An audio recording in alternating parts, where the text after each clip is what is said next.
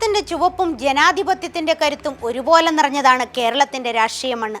എന്നാൽ 6.5 പതിറ്റാണ്ടിനിപ്പുറവും കേരള നിയമസഭയുടെ പടിവാതിൽക്കൽ ഒരു ചോദ്യം ബാക്കിയുണ്ട്. സ്ത്രീകൾക്ക് നമ്മുടെ നിയമസഭയിൽ വെറും 10% സീറ്റ് പോലും ലഭിക്കാൻ ഇത്രയേറെ കാലതാമസം നേരിടുന്നത് എന്തുകൊണ്ടാണ്?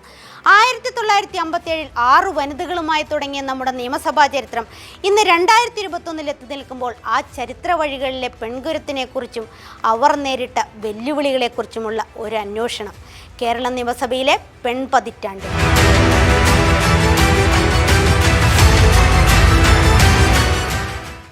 1957 ഐക്യ കേരളത്തിന്റെ ആദ്യ നിയമസഭ.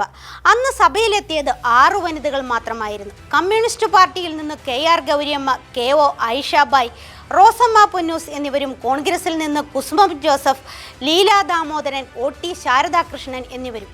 അന്ന് ഗൗരിയമ്മ റവന്യൂ മന്ത്രിയായി ചരിത്രം കുറിച്ചപ്പോൾ ആയിഷാബായ് ആദ്യ ഡെപ്യൂട്ടി സ്പീക്കറായും റോസമ്മ പൊന്നൂസ് ആദ്യ പ്രോട്ടേം സ്പീക്കറായും തിളങ്ങി. അക്കാലത്തെ സാമൂഹിക വിലക്കുകളെ മറികടന്നുകൊണ്ട് ഈ 6 വനിതകൾ ചരിത്രത്തിന്റെ ഭാഗമായി മാറി. 1960 2ാം സഭയിലുണ്ടായിരുന്നത് 7 അംഗങ്ങൾ. 1967 3ാം സഭയിൽ KR ഗൗരിയമ്മയും 1977 5ാം സഭയിൽ ഭാർഗവി തങ്കപ്പനും മാത്രമാണ് ഉണ്ടായിരുന്നത്. 60കളിലും 70കളിലും കേരളം കണ്ടത് വനിതാ പ്രാതിനിധ്യത്തിന്റെ കനത്ത ഇടിവായിരുന്നു. ആ കാലഘട്ടത്തിൽ സഭയിൽ സ്ത്രീകളുടെ ഏകശബ്ദമായി KR ഗൗരിയമ്മ ഒറ്റയ്ക്ക് പോരാടി. 80കളോടെയാണ് സഭയിലെ വനിതാ സാന്നിധ്യം വീണ്ടും സജീവമാകുന്നത്. 1987 8ാം നിയമസഭയിൽ 8 വനിതകൾ എത്തിയപ്പോൾ അതിൽ ശ്രദ്ധേയമായ പേരായിരുന്നു പ്രൊഫസർ നബീസ ഉമ്മാളിൻ്റേത്. കഴക്കൂട്ടത്തു നിന്ന് സ്വതന്ത്രയായി മത്സരിച്ച് വിജയിച്ച അവർ സഭയിലെ മികച്ച പ്രഭാഷകയായി മാറി. കേരള നിയമസഭാ ചരിത്രത്തിൽ ഏറ്റവും കൂടുതൽ വനിതകൾ സഭയിലെത്തിയത് 1996 10ാം നിയമസഭയിൽ 13 വനിതകളാണ് ജനവിധി തേടിയെത്തിയത്. സുശീല ഗോപാലൻ, KK ശൈലജ, J മേഴ്സിക്കുട്ടിയമ്മ എന്നിവർ ഈ സഭയുടെ തിളക്കമായിരുന്നു. കേരള രാഷ്ട്രീയത്തിലെ അയൺ ലേഡി KR ഗൗരിയമ്മ തന്നെയാണ് ഈ പട്ടികയിൽ ഒന്നാമത്. 10 തവണയാണ് അവർ സഭയിലേക്ക് തിരഞ്ഞെടുക്കപ്പെട്ടത്. 1957 മുതൽ 2001 വരെ നീണ്ടുനിന്ന ആ സാന്നിധ്യം ഇന്നും ഒരു റെക്കോർഡായി അവശേഷിക്കുന്നു. 2000-ന് ശേഷം 2016 14ാം നിയമസഭയിൽ 9 വനിതകളെത്തി. 15ാം സഭയിൽ 11 പേരും.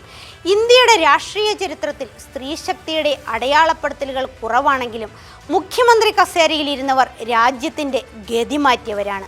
ഇന്ത്യക്ക് സ്വാതന്ത്ര്യം ലഭിച്ചതു മുതൽ ഇതുവരെ 18 വനിതകളാണ് വിവിധ സംസ്ഥാനങ്ങളിൽ മുഖ്യമന്ത്രി പദം അലങ്കരിച്ചിട്ടുള്ളത്.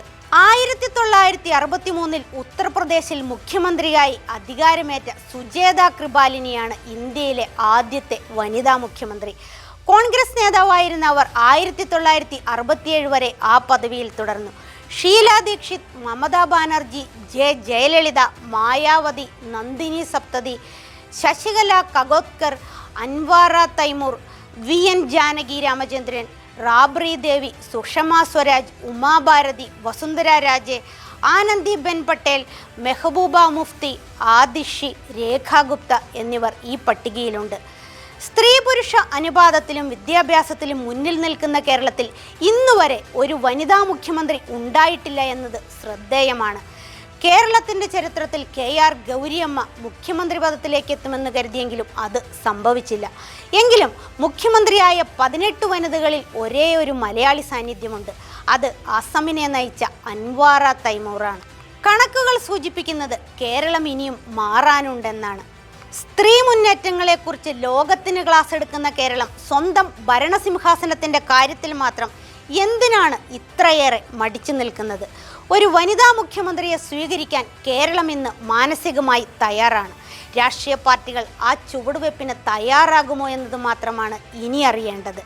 കേരളത്തിൻ്റെ ചരിത്ര പുസ്തകത്തിൽ ഒരു വനിതാ മുഖ്യമന്ത്രിയുടെ പേര് സ്വർണ്ണ ലിപികളിൽ എഴുതപ്പെടുന്ന ആ സുദിനത്തിനായി നമുക്ക് കാത്തിരിക്കാം.